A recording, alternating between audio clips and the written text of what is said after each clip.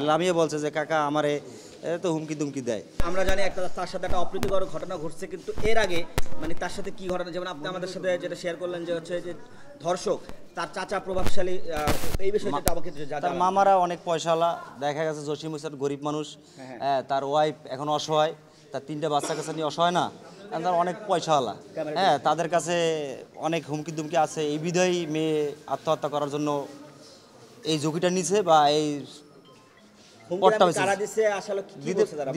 মূলত দিতে পারে যে আমরা অনেক প্রভাবশালী, দেখা গেছে আমরা বেরোয় এটা দেখে নেবো কীভাবে তুই রাস্তাঘাটে চলো বা তোর ফ্যামিলি চলে, এভাবে কিছু বলছে। আর মেয়ে ফ্যামিলি বাঁচাতে গেলে যেভাবে আত্মহত্যা করছে, এই কারণে বোধহয় মনে হয় যে মেয়ে এই কারণে আত্মহত্যা করার সিদ্ধান্ত নিচ্ছে ওদের ভয়ে। তার সাথে কি লামিয়ার বিয়ের কথাবার্তা ছিল এমন কোনো তথ্য? না, এরকম তথ্য আমার কাছে নাই, আমরা জানিও না, আবার আমরা শুনিও না এরকম, কারণ আমরা তো এর গার্জিয়ান, এই আপন চাচা, বড় চাচা, জসিমের বড় ভাই, আর আমি হয়েছি জসিমের ফুফতো ভাই, মামাতো ভাই, আমার হয়েছে জসিমের ভাই। তাই আন্দোলনের পরের থেকে আমরা এরকম ওর লামিয়ার কাছ থেকে, লামিয়ার সাথে আমার কথা হইতো, কয়েকবারই কথা হয়েছে এই দর্শনের পরও, মানে দেখা গেছে ঠান্ডা যেভাবে থাকে মানুষ, একটা বুঝ ব্যবস্থা দিয়া, ও একটা ভালো একটা মেয়ে ছিল, শিক্ষায় খুব আগানো ছিল, ইন্টার পরীক্ষা দিচ্ছে। এখন হচ্ছে আমাদের একটু বলেন যে হচ্ছে আমরা একটা সংবাদ পেয়েছি যে মানে যে মানে আত্মহত্যার যে মূল কারণ, যে তাকে বলা হয়েছে যে যারা ধর্ষক তারা জামিনে মুক্তি পেয়েছে। এই বিষয়টা আসলে তার কাছে কে বলছে বা হচ্ছে তারা বলতে পারে এই ধরনের কথা? এরা যারা আসামি পক্ষ তারা বলতে পারে, এটা আমার বিশ্বাস, তারা প্রভাবশালী, ভয়ভীতি দেখাইতে পারে, দেখাইছে।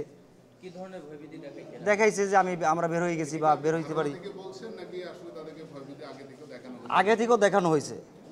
কেন আমারও একবার বলা হয়েছে যে তোমার ফুফতো ভাইয়ের মেয়েটা এভাবে আমাদের নামে মামলা করছে, তা তোমরা এটা মিলিয়ে দিলে ই করো। আমরা বলতেছি যে এটা দেখা গেছে দর্শনের বিষয়, দর্শন আদালত করবে, এটা আমাদের কোনো এখতিয়ার নেই, আমরা জানিও না। মূলত কে বলছে? এটা ওদের গ্রামের লোকজন বলছে, আমাদের বন্ধু বান্ধব, যে এটা মিলিয়ে দাও তোমরা।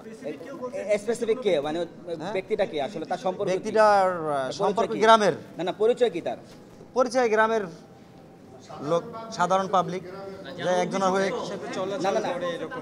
ওদের সাথে চলাচল ভালো, আমাদের সাথে চলাচল খুব কম। দেখা গেছে হঠাৎ করে আপনার চিনি, পরিচয় আছে, আপনি বললেন যে এটা দেখা গেছে ওরা গরিব মানুষ, কিছু টাকা পয়সা নিয়ে এটা মিলে জিলে এটা ব্যবস্থা করে দাও।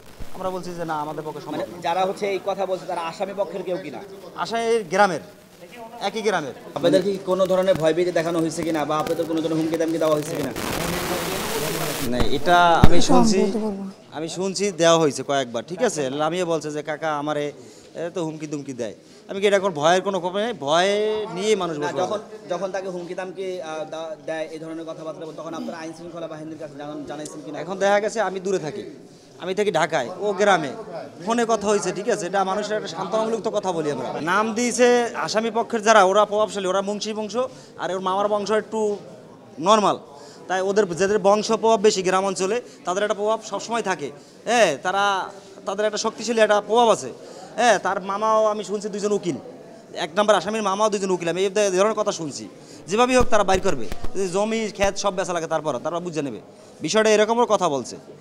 কিন্তু এই হুমকি দুমকি দেওয়ার কারণেই হয়েছে। আমাদের তো গ্রামরা থাই না, আমাদের মেয়ে ছেলে আছে, আমারও 2টা মেয়ে আছে, ওনারও 2টা ছেলে আছে। যে এদের নাম যদি আমরা প্রকাশ করি, তা ভবিষ্যতে তো আমরা এরকম লামির মতো আরও একজন হারাইতে পারি। তা হারানোর দরকার নেই। আমরা আপনাদেরকে মিডিয়ার কাছে বলতে চাই, এর কঠোর শাস্তি যে সরকারি থাকুক এখন বর্তমানে আনি, আগামী 1 সপ্তাহের ভিতরে এই বিচার কার্যকর হয়। আমরা এই বিচার জানি দেশবাসী দেখতে পারে, যে ভবিষ্যতে কোনো ব্যক্তি এরকম সাহস কেউ যেন না পায়।